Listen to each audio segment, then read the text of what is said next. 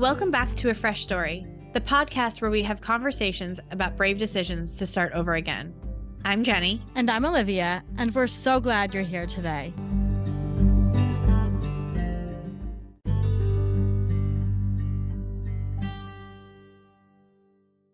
Hello, sissy. How are you? I am good. I'm hungry. I'm so hungry. We should record these before lunch. I didn't eat my yogurt today, and I just was like, did you not eat breakfast? I didn't eat breakfast. The ADD stuff is kicking in. I'm just forgetting to eat a lot of the time. Yeah, you need to be better about eating because you're a breakfast, lunch, and dinner lady. I'm a 3-meal person. I'm a 1 to 2 meal a day person. Yeah. And that makes me, hungry. It's tough. It's tough because I have to remember to remind you to feed yourself. Yeah, it's almost like I'm not an adult. No, you're very much an adult, but you live in a community, and community care is self-care. Thank you. Yes. Mm-hmm. So today's guest, community care is self-care gets us directly into Alex Frankel. Yeah. Alex Frankel, I think I discovered him on TikTok a while back, and I just fell in love with his personality, fell in love with his mission, what he was doing, and we reached out to him to see if he would come on the show. And Jenny and I always say that we can tell how the conversation is going to go before the person, as soon as they sign on to Zoom, right? Yeah. And as soon as he signed on to Zoom, we were like, we love you. Yeah. We invited him out to Long Island to come see us in person. We love this guy. Not only is his personality magnetic and beautiful and huge and wonderful, but he is probably one of the most intelligent people that we've ever talked to. He just took us down so many fantastic rabbit holes during this conversation. And it was one of the longest conversations I think we've had. It was a nighttime one. We could have kept talking all night. And he just had so many fantastic stories. So he is the founder of the Hot Fat Guy Club. He is a Wilhelmina model, right? Yep. And I believe their first plus size male model, one of them, yeah. And he is such an opera singer, and a chess player, a writer, an actor. I mean, all of these things. And a dog dad too, which I think is really important. A partner. And so we just had this amazing, funny, energetic conversation with him about life, about finding yourself, about bullying, about about the importance of community and the importance of this community that he is building and what he wants to do with it. I think that when Olivia and I find other founders that are sort of coming at the same issue of isolation and shame, but they're coming at it from another direction, it's so exciting because it feels like we all get to meet in the middle. We all collect our people that are sort of on our path, and we get to meet in the middle and just cover our people in big hugs and love. And it's the Humans Changing the World Club. That's what it is. It is. And I was surprised. I was genuinely surprised to find out that he is not a Leo, because he's got such strong Leo energy, and the hair, and the Alex, the lion hair is his thing. And he was just such a phenomenal person. I think, so often when we record this podcast, we get to meet people that we're like, well, you're part of our world now. Yeah. And he definitely is. Yeah, we adore him. So enjoy the conversation with Alex Frankel. Please remember to rate, review, and subscribe to A Fresh Story so we can keep telling fresh start stories.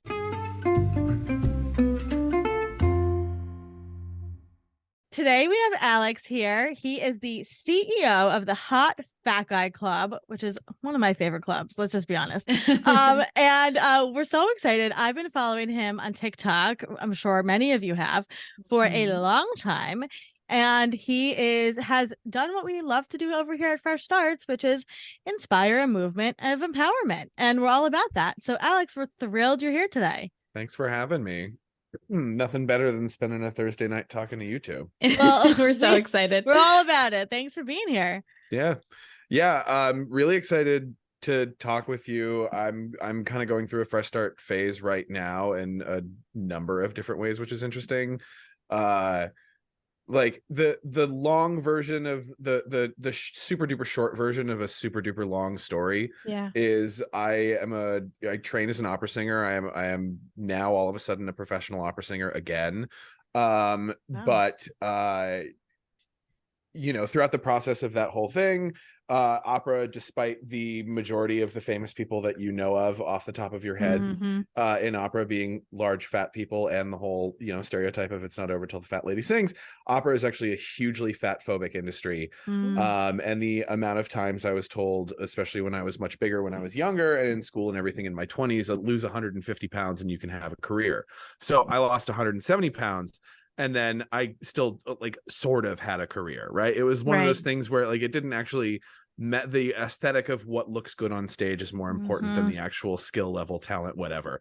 And then in the process of like retooling some things after a couple of really bad experiences with some large opera companies in 2017, I was starting to come back into the industry and had booked out an entire year of performing starting in 2020. 2020. Yeah, of course. Our favorite year. Our favorite year. In fact, and like literally that rehearsal process was supposed to start, what's today's date? The 16th? Yeah. Yesterday, 3 years ago. Okay. Yeah. And it was like a last second edition of like, hey, we're gonna hire you right now and you have to learn this entire opera in 2 weeks. Wow.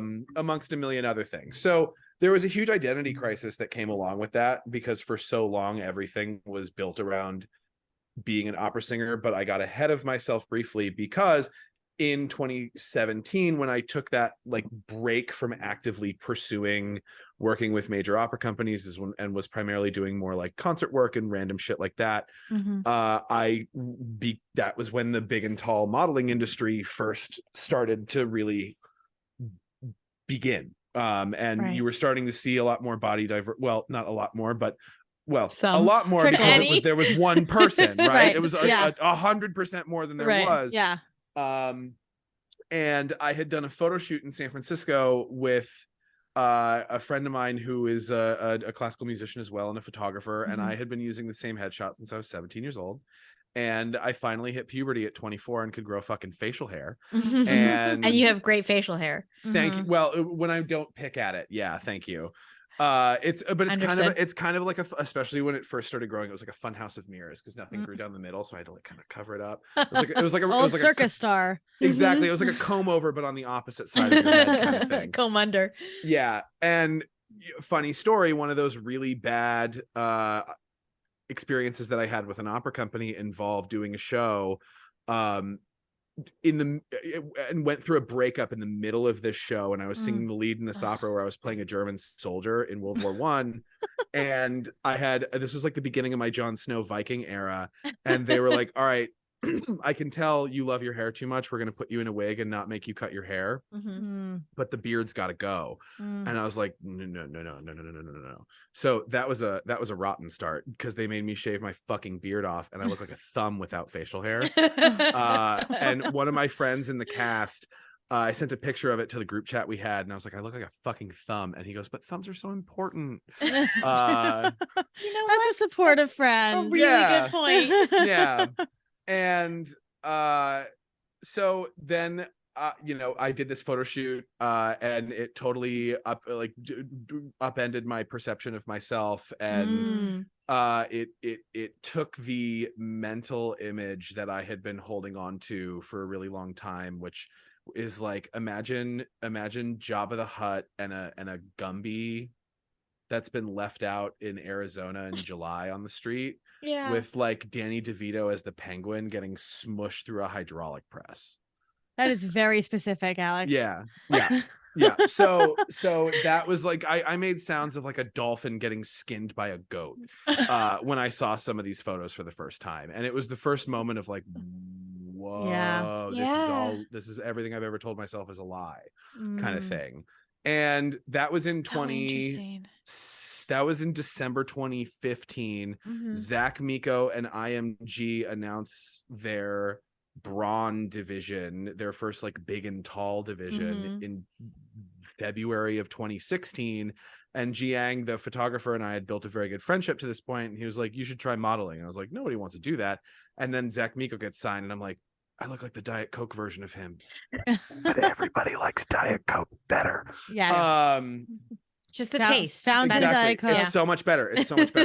Diet Coke runs the world, but it's the elixir. I know. Coca-Cola, horrible company, but Diet Coke runs the world. So that flipped everything upside down for me, and I was like, okay, I'll pursue the modeling thing. And then all of a sudden it just took off. And fast forward now to 2023, and I'm signed with Wilhelmina, second largest modeling agency in the world. Yeah, casual. I know, right? It still is a weird thing every time. I'm like so close with my agents too. Like I had them and their kids over the summer for a barbecue, but it was too fucking hot to actually hang out on the roof. So we're all like sitting around my apartment. It was really funny. I love that. And I've built a really good relationship with that team, and it's still mind-boggling that the fashion industry was more accepting and to a point of my fat ass than the opera world was, considering what the stereotype of the opera world was. I mean, Pavarotti, exhibit A, and the only fucking exhibit that you need. So that was mind-boggling. And then 2020 happened. So I go through this whole identity crisis of who the fuck am I if I'm not an opera singer, blah, blah, blah, blah, blah, blah, blah, blah, blah. The modeling world is non-existent. I gained a fuck ton of weight during COVID because I eat my feelings and smoke weed like a chimney, and I was not about to go through the end of the world sober. Absolutely fucking not. No. Yeah. So let's just slow it down for a second. What is your favorite munchies food to eat when you're stoned? At the time, my go-to was, this is so hedonistic. The dusty Cheez-Its, the extra cheesy Cheez-Its. Okay. Yeah. Okay.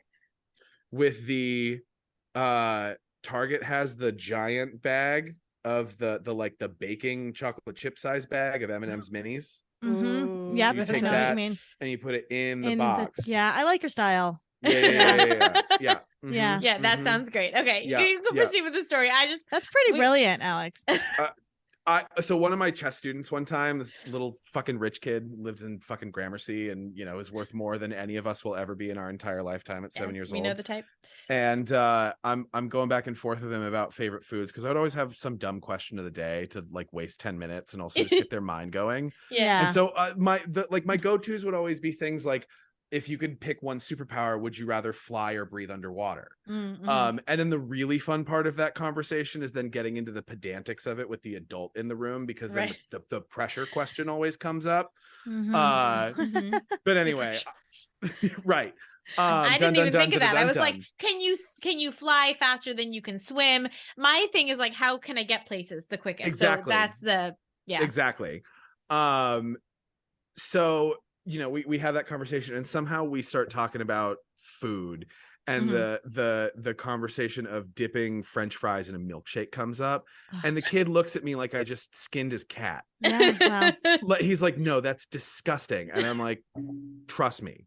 No. And I taught his little sister, I was subbing this lesson for another tutor. And the next week I get a text from the other tutor, and she was like, so-and-so told me to tell you that you were right. And I was like, you're goddamn right, I was fucking right.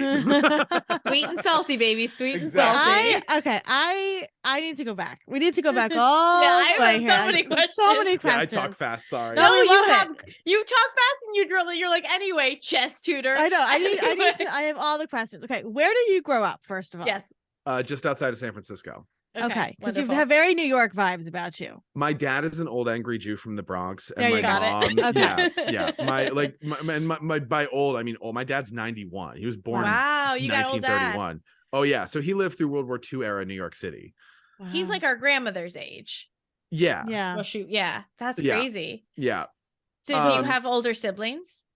Yeah, we'll get into that. That's a whole fucking thing. Do you want to come back and do 17 podcasts? Because we can get into the whole thing. Okay. Yeah, that's great. So you grew up in California. Yeah. And how did music? So I'm assuming you were into theater and music from an early age. Yeah. So funny. Okay. So speaking of my siblings, I have 2 half siblings. Yeah. Okay. A consistent thread throughout my entire family for my entire life is hemp and cannabis. Okay. My dad quit smoking cigarettes cold turkey and instantly replaced the habit with smoking weed like a chimney. And it was really funny growing up. Our neighbor, I lived in a cul-de-sac, and our neighbor, catty cornered from our house, was an ex-Hell's Angel who literally went to prison on felony gun charges. This man was like my second father. He had a party when he got out of prison. It was the John Has Changed party, and he changed his name to John 2. And like I want to paint this picture to you. Okay, Please. this man he is 6'4". He is ripped to shreds. He is covered in tattoos from head to toe, and he has 3 little Havanese foofy ass dogs with bows in their hair. I love and he's that. an old lady hairdresser in my hometown. God bless. Yeah. I love so that. so He John needs a reality show. John too. Yeah, so they're like before prison and after prison, John, very different people, right? But my dad and John fucking hated each other. But then this was pre-prison John, but then all of a sudden they became super close after they realized they both smoked weed. Okay. And then the bonding. And so John had a stepson that was like my age, and we were really close, and so then we became really good friends. And John's house was just like the sanctuary, where I could go and, you know, have emotions and be a real person. Yeah. So what was that? I forgot what we were talking You were about. talking about your half siblings. You were talking about your into So music. my oldest, my 2 half brothers are like my mother's age. Okay. And they owned a hemp clothing store with Woody Harrelson in San Francisco when I was like 3. And it was the Frankel Brothers hemp store, and they put my name on the deed. I didn't own anything. I didn't have share. I didn't have equity or anything, but it was Frankel Brothers, so they put my name on the thing. It was really sweet, right? That was kind, yeah. And the whole theater thing, like I was always into performing in theater, and I love attention, and tell me I'm good. And Are you a Leo? And I'm a Scorpio, but my moon is in Leo. Yeah, I knew there was Leo somewhere there. Yeah. I think there's a lot of it. Tell me I'm good. So me too. I'm a Leo too. I'm like, tell me I'm good. Tell me I'm good, please. Yep.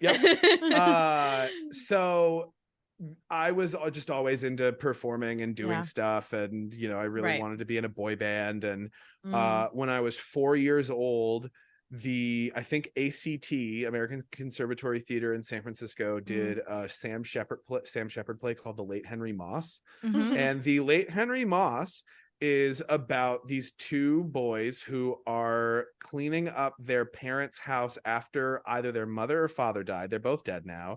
And the father is a raging alcoholic, abusive monster. And Woody Harrelson was in this play with Sean Penn and Cheech Marin in San Francisco. And my brother got us tickets because he was Woody's cannabis lawyer. And my parents took me when I was 4 years old. And it is one of my core memories. Is one of the first things I actually remember from my childhood. Is there is a scene when Henry Moss is absolutely trigger warning, beating the shit out of his wife in the kitchen in that set. And that image is indelibly scarred into my brain forever. My parents had no fucking business taking me to this play at 4 years old. I can see the entire scene. It was a Sam Shepard play. Right.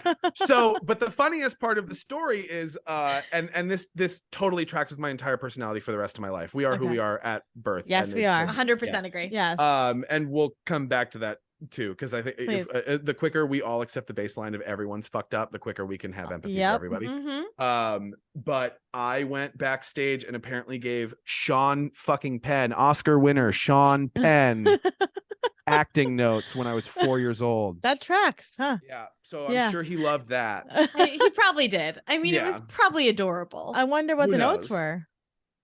I don't remember. I don't know. I think I might have told him to smile more. Who knows? But did that like inspire you? You were like, I want to be on stage. That was a big part of it. And another big thing was like, because of David's proximity to Hollywood and to Woody and all that. And like, I was born in 91. I was obsessed with NSYNC and I wanted to be in a boy band. Of course. You know, I thought that David always gave me like,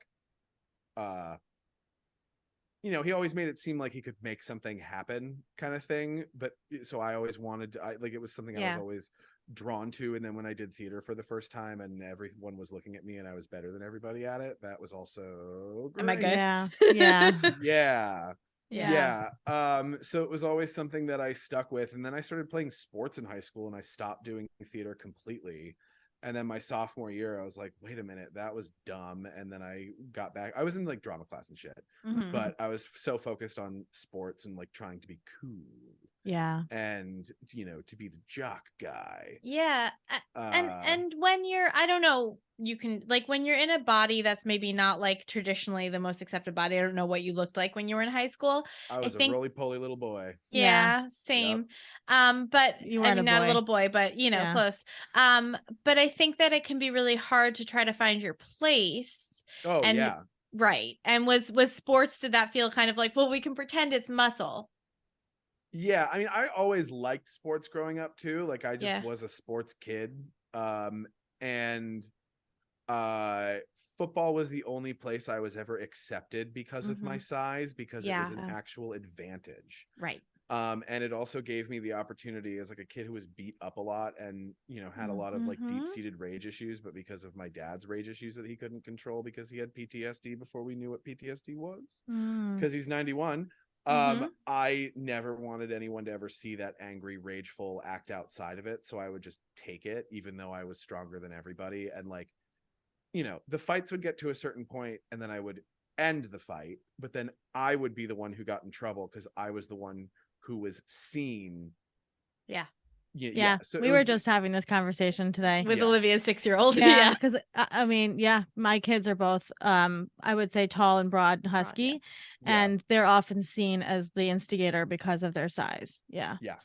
And it drives me crazy. And because other kids talk to them about their bodies. Right. Exactly. And then it's like, we can get into the whole societal school policing thing in a minute, because that's one of the things with Hot Fat Guy Club that I've been spending the majority of my time diving into, because I want to walk the walk in addition to the talking the talk of like really knowing what the fuck I'm talking about. Yeah. Because it's also important to me, the distinction of like, I'm not a guru, I'm not a psychologist, I'm not a psychiatrist, I don't have any degrees in this. I figured some things out that worked for me and I'm still here.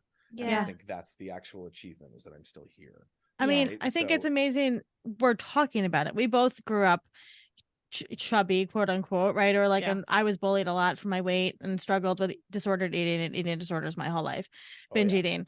And so I very much relate. And I think one of the big issues, I mean, we all grew up during the same, you're our brother's age and we're just a little older than you, but we didn't talk about it. Right. Like we didn't talk about the disordered eating and the anorexia and the bulimia and the shit. And now we got in the bathroom and eat. Did you like hide? I used to hide food in the bathroom. Yeah, I would hide food a lot. I used to hide from my ex-fiance and eat more recently. Yeah, a lot. I mean, we used to sneak food, and I would. Oh yeah, I would restrict. In high school, steal candy and hide it and bring it to our room at night and eat it secretly for sure. Oh yeah. Oh, so much. I mean, Olivia and I, one of our favorite things to do is talk about all the really insane things we ate during college. When I put on 50 pounds my freshman year. Yeah. It's So why opera, Alex? Didn't have to dance. Mm. And can you guess the other reason? You're a soloist? No. Well, no. No, because poverty. I mean, because you thought you could, bodies, right? Yeah. So one of the things that I'm gonna do for my own fun project with Hot Fat Guy Club is Hot Fat Guys of History, but it's just gonna be opera singers. I love that. Yeah, because it's only opera singers. Well, I mean, it's a lot of people, but like, it also gives me the opportunity to yell at people on the internet about their bad takes on singing. Because oh god, the death of expertise is so tragic. But so the it was one of those things where when I first got the opportunity to be exposed to it, and this is one of the other fundamental issues with opera in 2023. If you look at ballet, you compare the two, right? The average age of a ballet audience, and this is with absolutely no mathematical research whatsoever, but just looking at the theater, it's 20 years younger at least. Right. There are so many fewer white heads in that theater because if you start dancing, if you start doing ballet, you probably start doing it anywhere from like 2 to 5 years old. Yeah. And it's something that is like a core part of you, either from a trauma perspective, or you are one of the lucky few who manages to get out of it with your sanity, and you still love it. But for whatever reason, you still want that connection to it. And there's a lot of people that make the very wise decision to go in the other direction and go get a real job and then find that connection back to it, kind of thing. Right. And with opera, that doesn't happen until much, much later in your life, because unless you're in like a boy choir or something, or you're in a children's choir, you're not going to have the opportunity to be in one or really be exposed to it unless you're Italian or German, or you live in Europe, right? Especially in this country, unless you're someone in your family's into it, you're not going to get exposed. And that was kind of the thing for me. I like went to one opera growing up, and I was just like, fuck this is stupid. I'm pretty sure it was actually a Wagner opera, which bad on everyone who thought it was a good idea to take me to a little 10-year-old Alex to a Frankel. Wagner Seems to be opera. a theme in your life here. Oh my God. It's so like, even at 31, opera is my favorite thing in the world. When it's done well, it's the most it's even better than an earth-shattering orgasm. It's the most fucking incredible thing in the world. And when it's done poorly, it's the worst. There's nothing worse than bad opera. And so you need a podcast just about it. We're getting there. Yeah. It's on the list. Yeah. So when I was a senior in high school, I was auditioning for all the musical theater conservatories. And, you know, the whole process of applying to college sucks as is, but applying to college and having to audition for every single one individually is an even, you know, and like I had a really major suicidal depressive episode my whole senior year. So that whole thing was just awful. And what support did you have during that time? Zero, none, nothing. Actually at one point my teachers ended up having to have an intervention with me because they were, one, worried I was going to kill myself, and two, they were like, why are you failing every single one of your classes? You've completely checked out. What's wrong? And I looked them all dead in the eye and I was like, I just have to get out of here. It's being here is the problem. Yeah. So did you go to a public school, private school? Public school. Public school. Was it big, small? 1,400 people. Okay. Pretty I'm just small. always curious. Yeah. And I was very lucky that it was a public school with a really well-funded arts program. And so my senior year, one of the vocal coaches in our choral program came up to me and was like, hey, do you want $100 to be in the chorus of Don Giovanni with this opera company I work with in San Francisco? And I was like, I was 17. I was like, you had me at $100. And then I went, and I was in the process of doing all these college auditions. And the guy who was singing the lead in the operas was just at the time was the most incredible performer I'd ever seen in my entire life, and the most ridiculous singer I'd ever been around. It was unbelievable. And he was 31 at the time, and I ended up studying with him and taking voice lessons with him, and ended up having this unbelievable, like, super close relationship with him that ended up getting weird down the end. They all do. They all do. Oh no. Voice teacher relationships are really bad to begin with. This wasn't necessarily bad. It's just that, like, never mind. I have to stop talking. They all get things get weird. Things get weird. That's all. Yeah, but like it also worked out perfectly because I was doing all these musical theater auditions, and he had won a Tony Award for being in La Boheme on Broadway in 2003 with Baz Luhrmann. Okay. If you've seen Moulin Rouge, it's La Boheme on Broadway with shittier music. Yeah. So I was like, yep, that's it. This is it. And then I took a lesson with him, and I sang one of the pieces I was working on for my musical theater repertoire that was a Kurt Weill song. So it was like an operetta. And he heard me and was like, you should learn this and come back to me in a week. Don't worry about the Italian, and then let's see it. And my lessons were at the San Francisco Opera House in the big rehearsal room most of the time, or in the office of the woman who runs the Marilla, I think maybe formerly ran the Marilla and Adler program there, which are like big young artist programs. So she heard me sing when I first started singing at 17. And was like, oh shit, that's a voice. I also didn't have to dance in musical theater, and I had like a soloist. I have a cannon of a throat. So it just was like, yep, this is it. This is the thing. I love this. This art form is everything. It's bombastic. It's loud. There's not a fucking subtle thing about it. It matches. You know, it also was the thing that I thought would be accepting of me being fat and this, it was like the stage is so big it doesn't matter. What matters is the singing. What matters is the sound. Right. Unfortunately, that is not actually what matters. That's what matters is fascinating. the aesthetic of what people look like on stage, and whether or not you can take your shirt off on stage, and whether or not your white Republican donors like what you look like. Interesting. So. That tracks.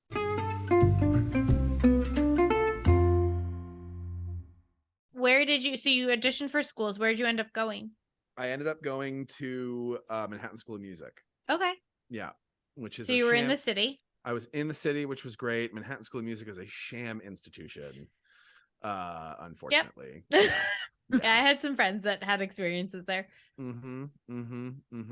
I mean, the unfortunate fact of the matter is the way specifically classical singing is taught now is just it's not worth your time or money. And especially with the state of the world, just like go get a fucking business degree or a finance degree and then study voice on the side and go get rich and fund your own projects.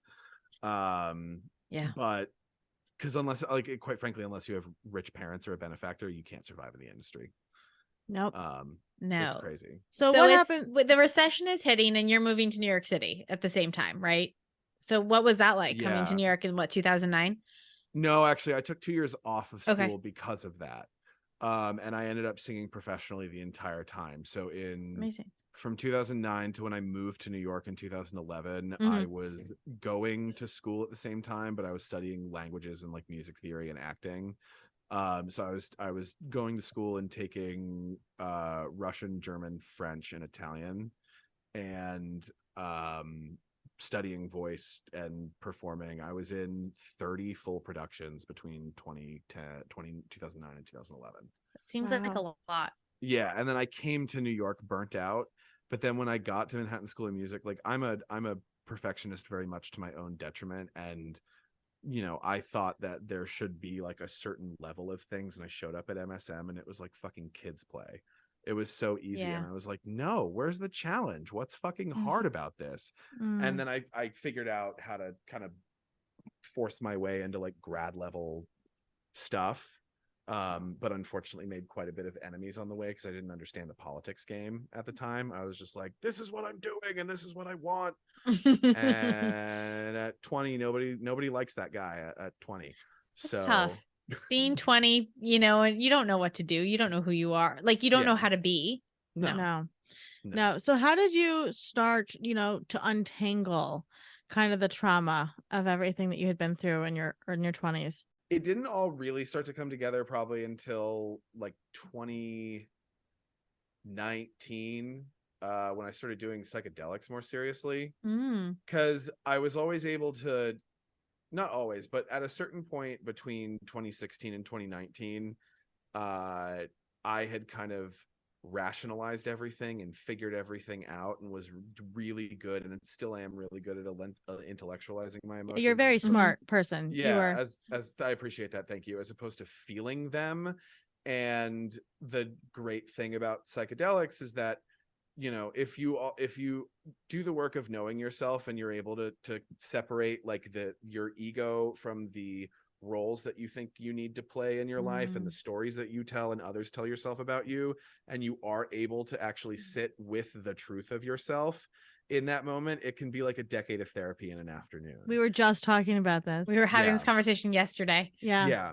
And for a lot of people, it's a really interesting way of pushing through those boundaries. And like the first time I did LSD, the core thing. So the core thing for me, and I think for everyone, it comes down to inner child issues. 100%. Because again, we're all fucked up, and the quicker we all acknowledge that we're all fucked up, the better it will be for everybody. Everyone's parents fucked them up, school fucked everyone up. It doesn't we all had the exact same experience, even though it was completely different. At the end of the day, we had the same experience. Some people's might have been infinitely more traumatic than others. Other people's might have been infinitely better. There's always those people that peaked in high school, but like everyone's got their shit. No one's perfect. Emily Ratajkowski has her shit. John Hamm has her shit. Lenny Kravitz has his shit. Will Smith has his shit. Oh yeah. Oprah. Everybody's got Everybody their shit. has their Oprah. stuff. Yeah. More money, more problems. Like holy shit. So The first moment was that photo shoot in 2015 where I was like first able to see myself. And then I went through a breakup and lost a shit ton of weight and went through a Don Giovanni gotta have sex with everything that moves phase. Because it was the first time I was ever conventionally hot. And you combine how much better you have to be at everything as a fat person in the dating world. You're dangerous at that point. Oh, yup. And speaking of psychedelics, I lived in the Hamptons in the summer of 2021. And not wow. It was horrible. I mean, we know Will Robinson. Yeah, we know. We grew up with those people. Bury the Hamptons in fire. Yeah. Absolute at like the peak of summer season. Oh my God. We've been there. Yeah. We know. One of my old clients complained to me that we are not paying $275,000 for 1 month of rent. I literally said, nope, that's a decade of my rent. Absolutely fucking not. Insane. Nope. Also, is your husband hiring? And then ghosted me. Yeah. Lost the weight. Charming and gorgeous and conventionally attractive for the first time. And everyone treats me differently. Yeah. Right. But the meat sack is different. The person is the same. Yeah. And we're going to quote you on that. That's the quote we're going to put on social media. Quote. Yeah. Right. The meat sack is different, but the person is the same. And that was the most mind-boggling thing of all of a sudden, I'm smarter. I'm richer. I'm I have more social currency. I'm more talented. I'm more insert adjective here. I'm more everything. Right. And I was doing psychedelics in the stupid Hamptons in the summer of 2021 with a former colleague of mine who's like glass of milk hot, like just enough. You know what I mean? Yeah. To just cut through life like a hot knife through butter. Yeah. Just enough. Yeah, and we were having this conversation. Like, he is having a fight with someone else that he wants to have, using me as the conduit for the other person, right? Okay. And they're talking about like white privilege and pretty privilege and all of this just right over his head. And then it turned into like a weight thing. And I'm not going to hold my as much as I don't want to have this conversation with this head. Like, I'm also not going to hold my tongue in this situation. Right. And I'm just like, yeah, I mean, the weight thing is I don't even remember what I said, but he was like, yeah, but I mean, isn't it a choice? Like, you could do something about it. And I'm like, no, it's fucking not. And then I diverted the question away and changed the subject. Yeah. Because there's a million different things about it. So fast forward a week. My partner and I are polyamorous. We're in an open relationship. We had just opened the relationship at this time. And I went out on my first date outside of my partner. And again, when you're a fat person in the dating world, you have to do everything better. You have to have a plan. You've got to have great plans, great date ideas. You have to be more charming, more funny, more energetic. So tiring. It's so fucking tiring that you have to be that much better than everybody. It's exhausting. And especially since the standard is so low for generic meathead number one. It's very like my childhood best friend growing up is a firefighter, and I always used to tell him he's terrible with women. And I always used to say, if I were you, I would be dead of a petri dish of every STD that existed in the world. Like, what the fuck are you doing? Right. Never had to work for it. Right. So I go on this date with this woman who, like, very, very, very pretty. Couldn't actually tell from her profile at all. And like, I'm a very public person. Right. You can literally look me up and see all of my measurements and know exactly what size I am. Right. Yep. Right. And like, there are many pictures of me like just barely not naked all over the internet. Yeah. And many of me actually naked all over the internet. Yeah. And so like, I'm not hiding anything, right? I'm not catfishing anybody. I show up to this fucking date. I've got a charcuterie board, and I've got 2 glasses of wine, and I've rolled 3 perfect joints. I roll perfect joints.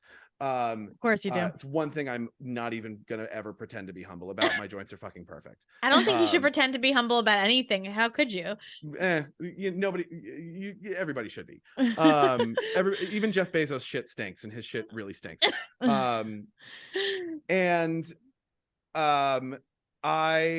sorry, ADHD brain. I lost my track of thought. No, you got the date. No, so she shows up. You've got the charcuterie board. Right. We're meeting up at this very specific beach in the stupid Hamptons, to do like a sunset thing on the beach, and you know, all this shit. And I show up, and she like looks me up and down. We give each other a hug, and we're talking, and we walk like 100 feet onto the beach. And she was like, "So what are you looking for?" And like, at this point, like, it's my first date outside of my partner. Like, really all I want is to be slutty and you have know, fun. Exactly. Like, I only want something physical. And you're young, right? Right. And I'm always very honest about my intentions, and like, I always want to know where everybody's coming from. And she was like, yeah, you know, to be honest with you, I'm just like really in a physical place right now, and you're not as tall as I thought you were, and you're fat, so I'm gonna go home.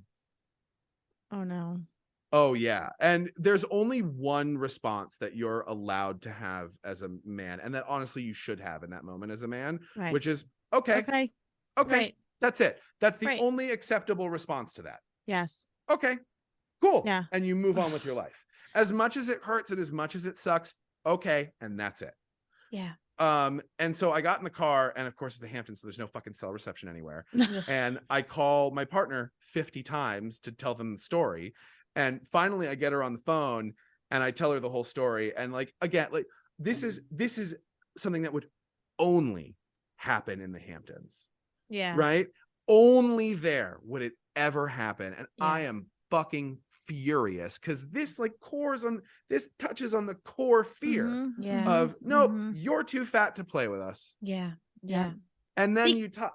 Go ahead. She wasn't saying it as like a declaration of size, right? Like, I think the thing is, like, we can use the word fat, like, people, you know, there's a whole like reclaiming the word fat thing, but like, she wasn't saying it as like just a fact. It feels more like she was saying it as like, you were dishonest about something, right? And it was a takedown. It was meant to be judgment, mean. And that's the thing that's fucked up about it, right? Like, right.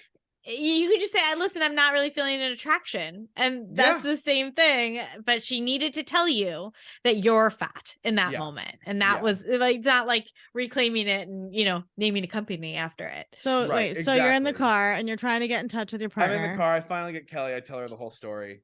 And mind you, I don't drink. I hate drinking. I'm such a little child about the taste of alcohol, and I'm such a lightweight. You'd rather eat like me. Well, I'd rather eat.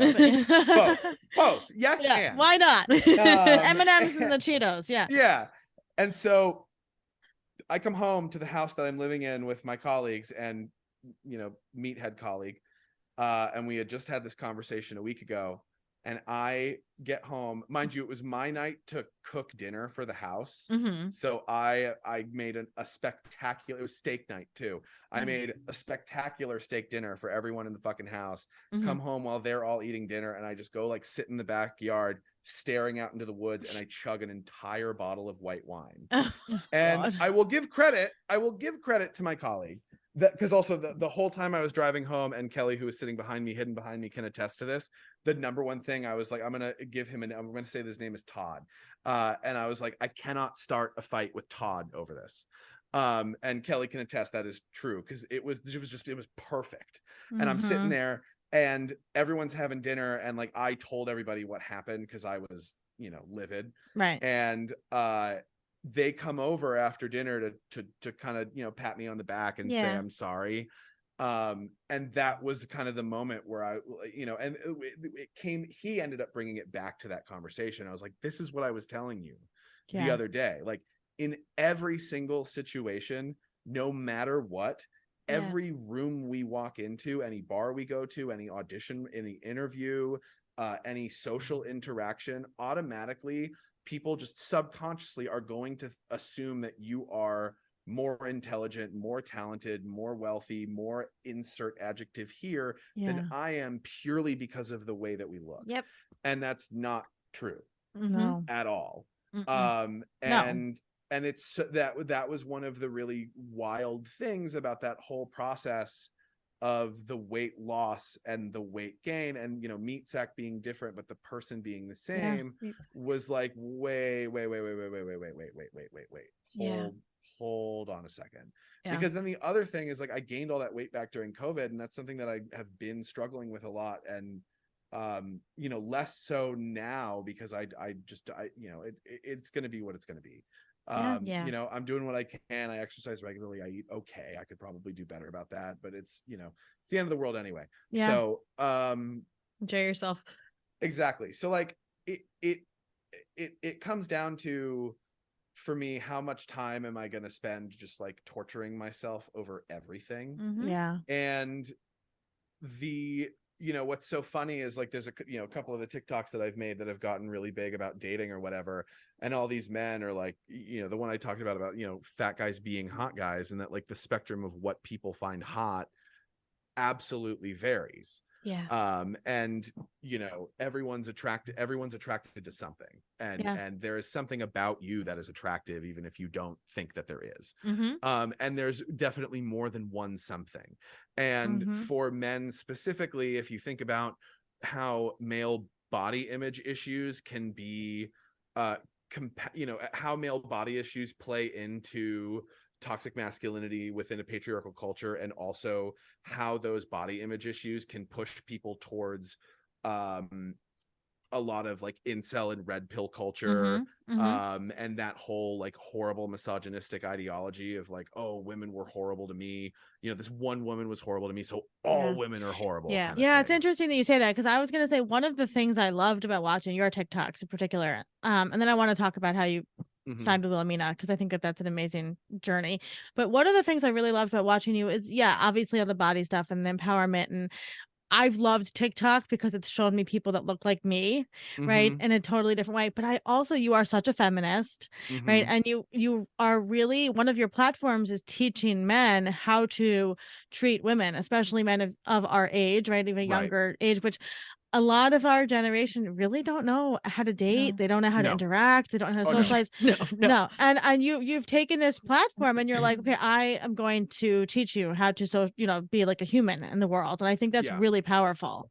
Yeah, thank you. I appreciate that. And that's an important thing. I mean, as a gift and one of the greatest gifts and curses of my mind, as I see it, is that I, from a very, very young age, have been able to at least perceive what I see as the truth of the world in a lot of ways, of just like, okay, I understand how this structure works. I understand how this structure works. I understand how this structure works. And in certain ways, in certain places, it's a lot more difficult. And in other places, it's a lot more difficult. And a big part of that is both like a great cynicism about the world, and just like a large pessimism of how everything is going to be. But like for the last 3 years especially, we've seen a huge walk back of all the body positivity progress that was made in the fashion industry, and then the acceleration of everything fascism in this country, and how all of these things directly play into that. And you know, you've got the fucking poster child of toxic masculinity and inner child, or inner wounded child, in the orange man who was formerly president, and all the people that blindly follow him because it gives their you know, the one of my favorite writers is a psychologist named Dr. Ronald Levant. He wrote a book called The Tough Standard, which is about the standards of masculinity, the correlations of the standards of masculinity and violence in men. And he developed the Toxic Masculinity Index, that is so the 7 pillars of toxic masculinity as he sees it. Number 1 is the resistance and restriction of expression of vulnerable and caring emotions. Number 2 is the avoidance of all things feminine. Number 3 is self-reliance. 4, toughness. 5, dominance. 6, an extremely high like Playboy norm sex drive. And 7 is you know, disdain or hatred for gender or sexual or ethnic minorities. Right. So think about those 7 things and how that plays into everything we've seen happen over the last 100%. Like the thing I think about a lot is how I don't understand how everybody doesn't see that feminism is liberation for all of us. Right. And how it's like, we don't want, you know, it's not that everybody should be like hate men or anything like that, obviously. But it's like, don't you see that it doesn't serve you? It gives you heart attacks when you're not having emotions. You know, it's awful. Exactly. And it also doesn't matter if you're the most man-hating lesbian feminist in the world, or if you're Cletus from Cornhole, Kansas. every single person in the world has a man in their life that they want to love. Yes. Every single fucking person in the world does. Yeah. And men in general make it difficult for them to be loved. Bell Hooks, everyone should read The Will to Change by Bell Hooks. And she says, I think either the first chapter or the prologue, that, you know, every single one of us has a man in our lives that we want to love or be loved by. And she talks about her relationship with her father, and that how she could only love her father and feel safe within that relationship when he was fucking dead, because of the amount of pain and fear that he caused on a regular basis to them. And it's a self-perpetuating cycle. So again, we come back to that everybody's fucked up, right? John Bradshaw, he wrote Healing the Shame That Binds You. Great fucking book.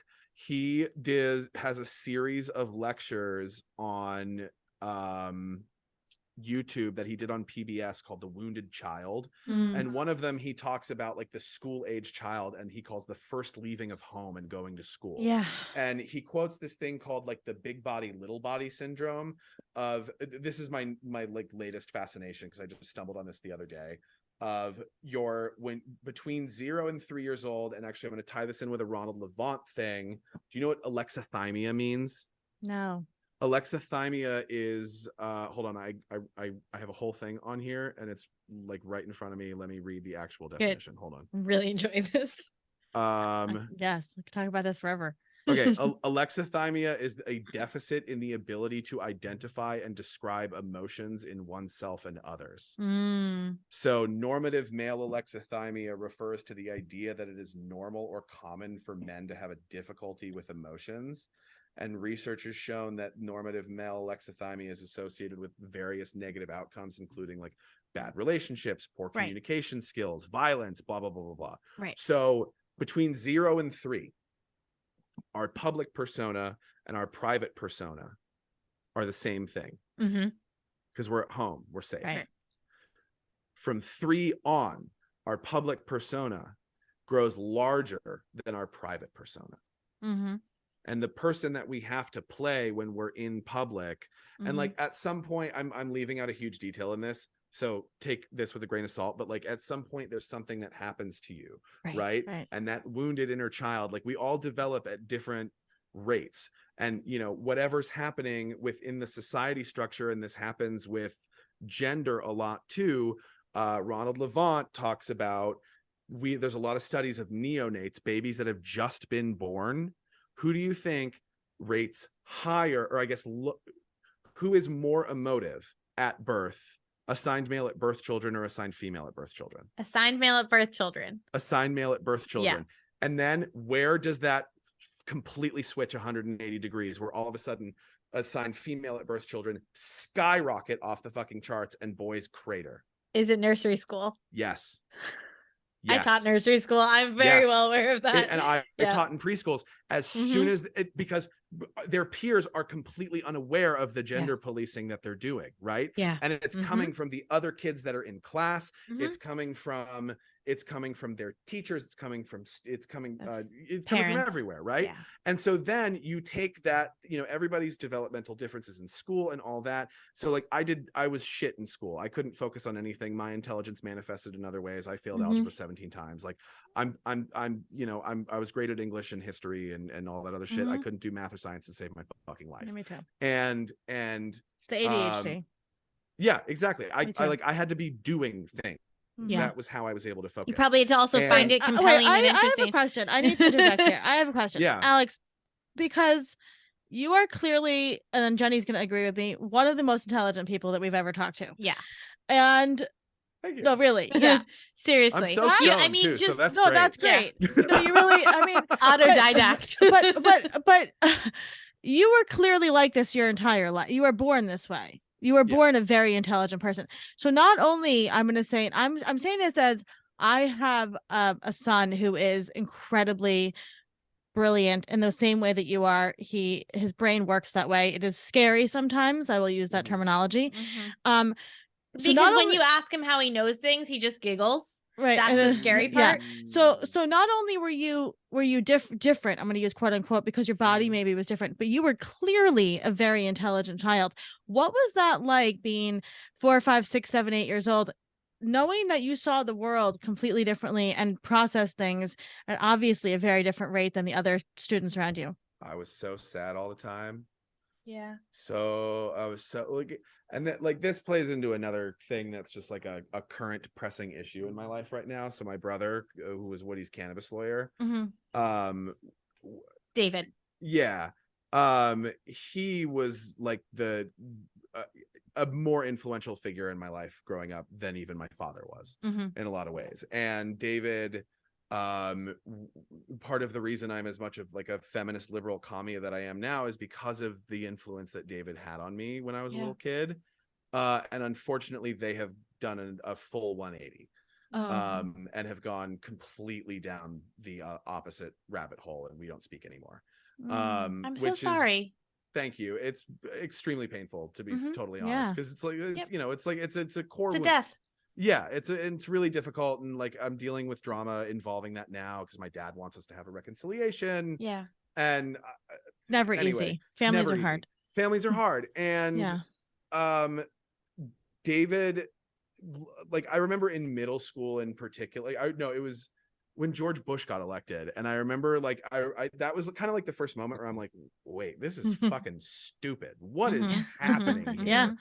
And I would go to Virginia every summer to spend, because I grew up as technically an only in the house as an only child. And my mother's the oldest of 5. So also growing up in the house as an only child was also another way of like getting, my dad being 91, like I watched Blazing Saddles when I was 6 years old and got suspended from school the next day for saying lines that I heard from the movie.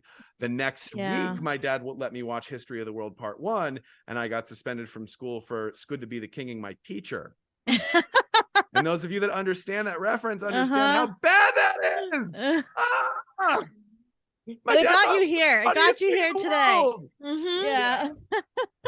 So, so David was there. Yeah, so I struggle a lot with existential dread, a lot. It's really hard for me to like not see the writing on the wall for the world, of be like, yeah, we're all going to be dead in 10 years. And so that's like the finding something to like it, honestly, the kind of the definitive emotion of my entire life is hopelessness. So that's kind of where Hot Fat Guy Club came out of, because it became very clear that men are the problem because we don't see trans people or women shooting up schools, amongst other things. And like again, seeing the writing on the wall for what is happening in the world and in this country right now, and the fact that the majority of role models for men in the world are either Nazis or just trying to fucking sell you something and are also Nazis. Women are incredible and should be running the world, and you guys succeed in everything that you do except for one thing, and that's fixing men. And unfortunately you failed at it for centuries, and you're going to continue to fail at it because you're not the solution. Right. We are. Right. But how fucking hopeful is that though? Right. Yeah. Right. Well, again, the second thing would be contradiction. So hopelessness and contradiction. Well, I do find that those who are like hopeless, or those who are cynical, truly cynical, are always looking for the joy. I mean, I was just talking, my fiance is a lot like you. You remind me a lot of him. And he is like very cynical in a similar way. And he just was quoting Leonard Cohen to me, like, there's a crack in all things, that's how the light gets in. And it's true. And I feel like he's also always striving and finding the hope in the world, and trying to like find the good and connect with the good. And I think that that's what you have to do. And I think that probably Olivia and I come from a similar place of like, we never wanted anyone to feel lonely. So we found this company so nobody ever feels lonely. And that probably comes from a place of feeling alone. I mean, I know, we felt very alone a lot of the time, and we don't want anyone to feel like that. Exactly. talk to us about the Hot Fat Guy Club, and is there going to be a dating component? Because I'm single, so I'm just saying, I'm looking. You're not the first person that's asked that question. I don't know if you guys know Nikki and Alex with the Swipe Fat podcast, but like that was the first thing. They're like, when are you building a dating app? Yeah, just a directory. So I mean, hey, so what are you doing over there, and how did that come to be? It started as a joke. I just like threw it up in my bio on TikTok after that whole thing. After I like initially blew up, and it started off as a joke, and then I was like, oh, I'll start a podcast about this. I got into a petty children's fight with now a former best friend over all this, and when I first came up with the idea, I like texted them and said, hey, I came up with this idea, the Hot Fat Guy Club. This person is 6'5", not skinny but not fat, but queer, and definitely like has their own body issues, and is one of the most stylish people I know, and is a big reason I am also who I am now today. So that is doubly shitty that this happened. But I texted them, was like, hey, I want you to be the first person I interview for this podcast, and they were like, there's a lot of other people in line ahead of you for this. And that was like the beginning of the end for that friendship. So Hot Fat Guy Club also was kind of born out of spite. Yeah, well, all good businesses are. Why do you think I started Fresh Starts? Hey, exactly. So it started as a joke. Wait, what does that even mean though? There's a lot of other people in line. I would like to interview him, right? There's more people that would get to interview them first. Yeah. Yeah. Fuck that. Oh, seriously, fuck that. You don't have an in already? Come on. Yeah. Oh, yeah. No, there's fuck that and fuck you. Like, unbelievable. Yeah. I was so pissed. Yeah. And that's not a friend. No. Yeah, exactly. So that started because that was one thing. My business partner Alan and I are a member of a psychedelic journey community together, and we met at a meditation potluck that they do on Thursday nights, and we happened to sit next to each other, and afterward we just during like the meditation portion, and afterward we're all like talking during the integration, and then we just like turned to each other, and then we talked for 2 hours, and then we ended up becoming really good friends. And we both do a lot of psychedelics, both recreationally and intentionally, and since we're in the space and we live a couple blocks from each other, we talk to each other about that stuff and integrated a lot, and we're super duper close. He's one of my best friends, and we were integrating a series of journeys that they had because they had randomly reached out. We hadn't talked in a couple months, and he texted me and was like, hey, can we integrate this? And we started talking, and we're just checking in and all this, and I told him about Hot Fat Guy Club, and he was like, well, do you have an LLC? Do you have this? Do you have that? And I was like, I have a music degree. And then, like a week later, I have all of those things. I have lawyers, I have an accountant, I have all the stuff. And now we've got multiple investors, and we've got, all of our investors are also our founding team. So what's the goal with the club? Like, it's obviously going to be a podcast, education, support. Yeah, a number of different things. So it originally started as I've had in the back of my mind wanting to start a fashion brand for fat people for a long time. Yes. But I have a music degree, and that's a limiting belief. Well, yeah, exactly. But like how do I go about doing that? And I'm super specific about what I want, and I want it to be size inclusive up to 8XL, and I want it to be a high-end brand. Yeah. So in terms of the infrastructure or the money to do that now, I don't have that. But what I do have is the ability to, one, in terms of the fashion standpoint, by building the mental health community aspect of what we're doing, I am also building a real life focus group of fat people that have the real life experience and also want to buy shit and look good. Because when you look good, you feel good. When you feel good, you can do anything, right? So it's really shitty when I try to buy something online and it says that the shirt's a 2X, and I put it on and it wears like spandex. Yeah. So I also want some like uniformity in sizing and things like that, because it also feels really shitty to try, Like, I don't know about you. Do you online shop? I fucking don't. Yeah. No, not anymore because Never. it's tricky. Yeah. Never. Because it's a double-edged sword of like, one, it's going to, kick me You in the have to nuts. order 3 sizes and everything is what I do. Well, it's going to kick me in the nuts self-esteem wise. And 2, Yeah. I'm going to forget that I ever bought it and then have to eat that money and never wear it because I'm going to forget to fucking me. return I'm it. ADHD. That's the ADHD brain right there. Exactly. Yeah. So it's super duper frustrating. So originally I was like, I just want to, the like brand partnership collaboration angle is definitely something I want to go down, both for like really silly kind of stupid stuff. Yeah. Like Gold Bond is a dream collaboration of mine. Don't just bond, Gold Bond.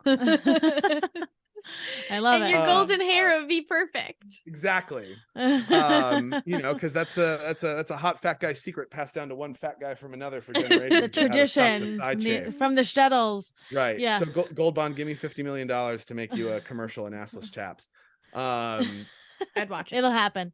Right. It's gonna, and then other shit of just like, why is fashion so obsessed with the frail, emaciated body? And if they're actually artists, why do they not want to paint on a larger canvas? Not for James. It's also important because like they're rich fat people too. They want to look good. Yeah. And like I had to wear suits and shit for opera. I would have to get everything custom tailored. So what is coming up for you? Besides the not for James besides Versace. all of it, besides all of this, what's coming up? We're launching officially on April 15th. Our first event will probably be April 16th because I'm in a show. Because I'm performing again now. Congratulations. So speaking of fresh starts, a couple weeks ago, I literally had the thought while I was brushing my teeth of like, oh, it's kind of nice not pretending like I have to pretend about my voice anymore. Like, maybe I'm ready to let go of this. And an hour later, I got a contract in my inbox. Always that way. Yeah. And it's for company XIV. They're like a burlesque meets ballet meets circus meets opera company. Amazing. In Bushwick. They have their own space. And we open at the end of the month and then we run till the end of August. You know what I love about you, Alex, and what you're doing is you have the same mission that we do, which is you never want people to feel alone. Yeah. And it's so transparent in everything you do. And we talk a lot, we're in the founder space a lot in the startup world. You lead with your heart, and that heart-led leaders do not fail. Thank you. And it's so true because whatever you do, you're going to help people, and that's a win. Immediate success. Immediate. And you're going to do very well because of that. Thank you. Well, that's kind of the core mission. Like our number one value is the masculinity and loneliness crisis among men. Yes. Because again, that's where the alt-right pipeline and the incel red culture bullshit is coming from, because we're all spending too much fucking time alone. Yeah. And it's like, this is the thing that I say all the time about the difference between New York City and Los Angeles, right? New York City, you get stuck on the train for an hour when the train is turning, and instead of it being flat and you're like standing, it's like the floor is this way and you're comfortable for 45 minutes. It doesn't matter that there's a billionaire sitting next to you or a homeless person taking a nap. You're all the same in that moment. Right. Yep. We are all experiencing the collective suck together. Whereas in Los Angeles, you're all experiencing the collective suck of sitting in traffic for 3 hours alone in your car by yourself, and everyone else is an adversary. Yeah. Well, I have a question before we let you go. As a mother of 2 boys, what would you recommend? Because we have a lot of people that, listen to this who are parents. What can we do as mothers who are feminists and who are, raising the next generation of men? I talk about everything with my kids, and we talk about emotions and this. Is there anything specific you would recommend as a man on this side of it that parents can do, especially mothers?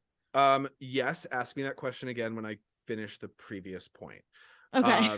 Sorry. No, you're good, because that's a great question. It's a great question, but it all, I promise it all ties together. Okay. So what I was saying before about like the majority of male role models and like messaging in the world, all the like stoicism, men's mental health thing. And even, Eckhart Tolle and Brene Brown, all of it comes from a place of you're doing this by yourself. Yeah. Isolation. So it's all coming from a place of isolation. And the only way you can actually heal is within community. And again, like that's where the psychedelic space has been. I was just having this conversation at 8:15 with my fiance before I got on this podcast. Like we were just talking about how capitalism, the main goal of capitalism is to isolate you so that you need to consume. Exactly. And yes. Exactly. Well, if you want to go even deeper into that, this book is a little bit irrelevant in the relationship anarchy, non-monogamy space now, but the guy who wrote the book Sex at Dawn did a podcast episode with Moshe Kasher, who's my favorite, where this is a very broad distillation of this argument, but talking about women's value in society and how it changed from hunter-gatherer cultures where women were the primary they brought the majority of food and resources to the tribes, and it didn't necessarily matter. Property wasn't an issue because it was based in community, and it didn't matter whose children were whose because it was a community and everyone raised everyone together. And then agriculture came around and you needed people to work the fields, and all of a sudden property was important. Right. And that's the moment where everything started to shift. And again, huge overgeneralization of that argument, broad strokes, but very, very, very broad strokes. But it's so interesting seeing that cause effect. So what we're doing, and the thing that I wanted to take from psychedelic community to this healing journey, especially for men, is creating creating a space and a platform for positive male role models who actually exist, because that's the thing that I've always been going for in the modeling career. Is I had an opportunity to be the role model I never had growing up. Right. So we are creating a platform for male role models. And also we're trademarking hot, fat guy, gay, girl, and they club. So we're also going to have those places and give platforms to people who deserve it within those communities. Because it's important to have their stories told and to actually show that there are positive male role models. So as opposed to repressing the parts of yourself that you want to do and storm the Capitol as a result, then instead you can maybe be yourself. So the community aspect is a hugely important thing.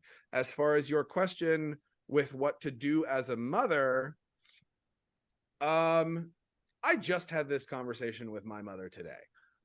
Because now that I'm old and I have the context of her relationship with her mother, it makes our entire relationship and my entire childhood make sense.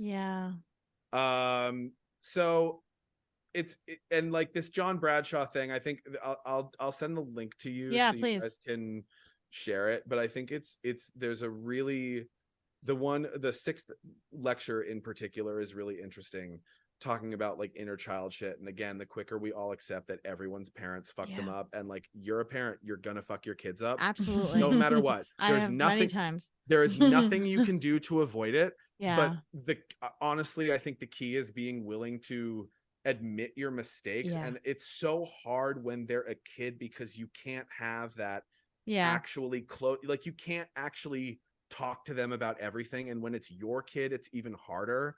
So I think it's making sure that you're actually creating the space, when they tell you something, that you're actually hearing it. And because you don't know how they're going to interpret something. They've been themselves and fully themselves since day one. That's the thing about kids. They're idiots because they don't know anything, because they've only been here for 4 fucking years. Right. But that person from the day they're born is fully that person already. 100%. Fully that person. And I worked with preschoolers for years. I've watched these families, and I've especially extremely high wealth families. I've watched generational curses be put on them. And I think the biggest thing is to just be aware of your own bias that comes out of your mouth.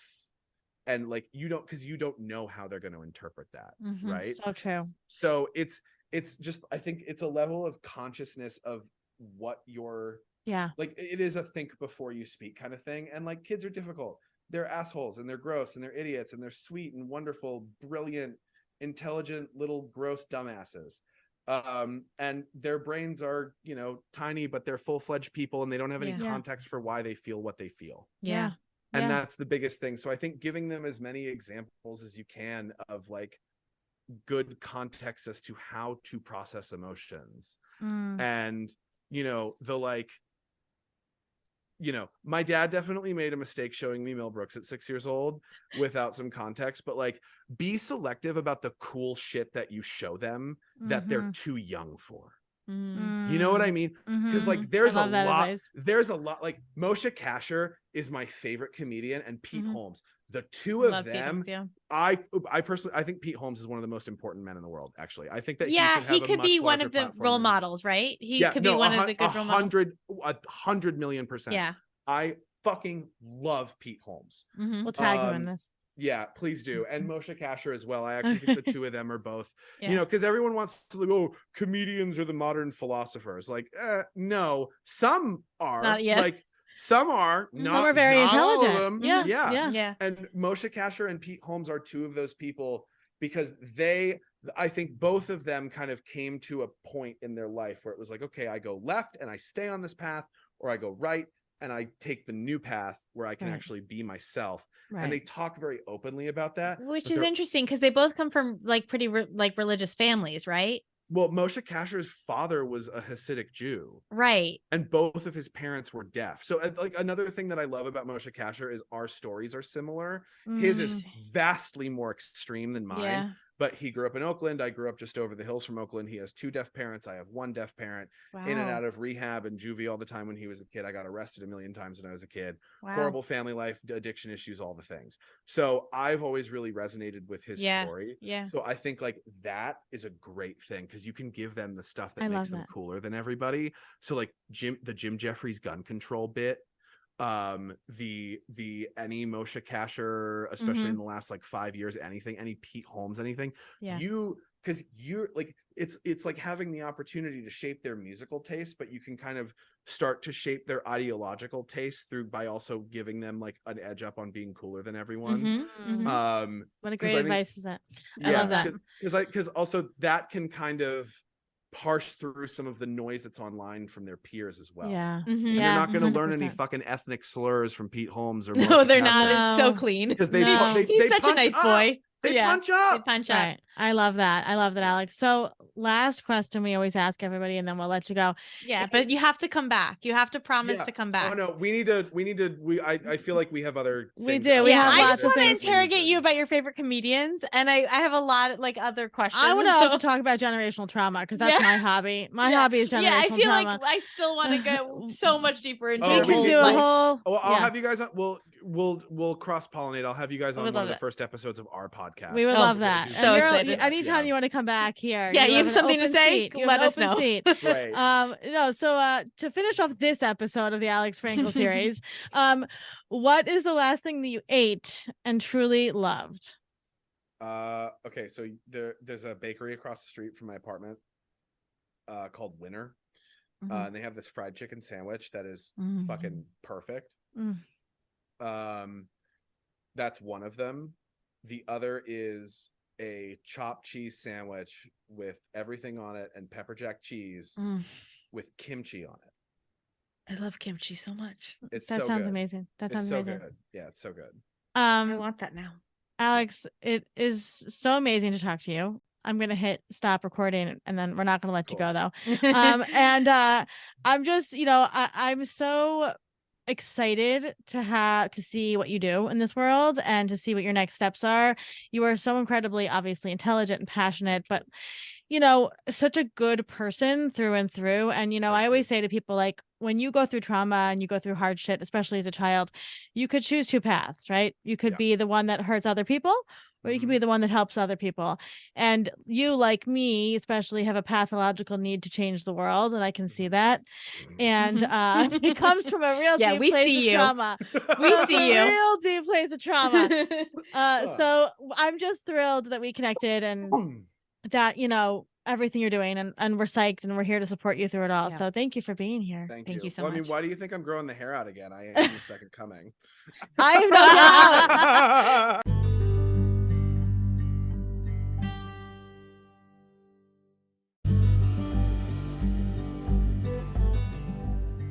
Thank you for listening to today's story. We're always here and we're proud of you.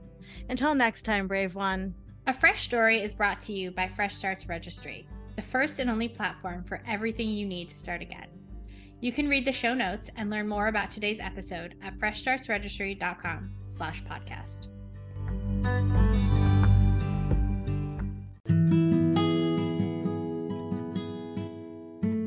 As always, we want to remind our listeners that while we strive to provide accurate and helpful information, we are not medical doctors or mental health professionals.